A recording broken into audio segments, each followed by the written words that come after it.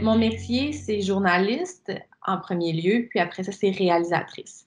Donc, j'ai une formation de journaliste et bon, après plusieurs années à faire des reportages, à réaliser des topos pour la télé, pour le web aussi, je me suis vraiment tournée plus vers la réalisation de documentaires. Moi, je suis plus spécialisée en tout ce qui est enjeux de société, à caractère social. Je me spécialise aussi en santé, tant santé psychologique que physique. Donc, pour l'instant, en tout cas depuis les 2 dernières années, vraiment, je me spécialise plus dans ce domaine-là. Donc, réaliser des documentaires, comme on est une petite équipe, ben, je fais beaucoup de choses, dont la recherche, trouver les sujets, les développer, faire les pré-entrevues, trouver les personnages qu'on va retrouver dans le documentaire, et aussi de trouver les lieux. Le documentaire qui a été le plus intéressant à faire, selon moi, c'est le web documentaire sur les préposés aux bénéficiaires. J'en ai fait un il y a environ 2 ans, 2 ans et demi, un premier de 8 à 12 minutes, puis j'en ai refait un autre pendant la pandémie.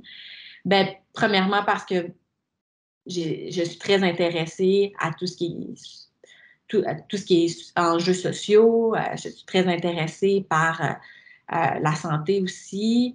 Donc, quand j'ai rencontré ces femmes-là, parce qu'il faut le dire, là, 80% sont des femmes dans le milieu des préposés aux bénéficiaires, c'est comme les infirmières.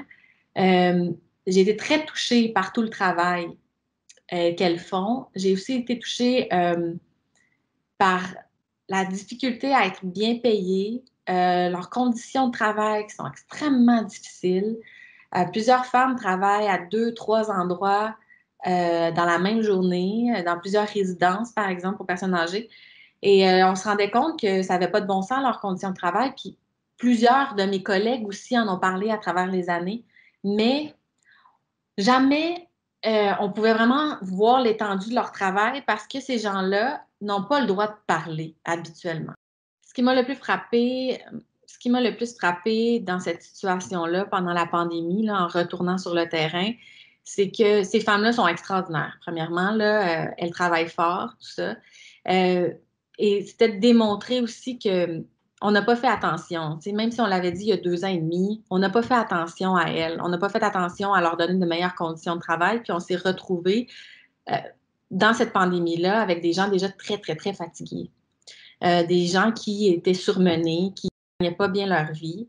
Euh, et ça m'a beaucoup touchée de les revoir parce qu'il y avait des filles que j'avais vues il y a 2 ans et demi qui travaillaient toujours et de voir qu'elles étaient encore aussi fatiguées, aussi épuisées, mais qu'elles aimaient encore autant leur travail.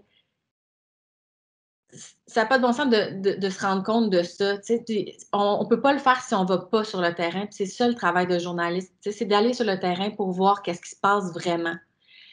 J'ai été très touchée lorsque j'ai tourné ce deuxième web documentaire-là. On le voit aussi dans le reportage. C'est la première fois où je me filme et que j'ai les larmes aux yeux, puis qu'on le sent qu'il y a beaucoup de tristesse, puis aussi de fierté d'être là avec elle.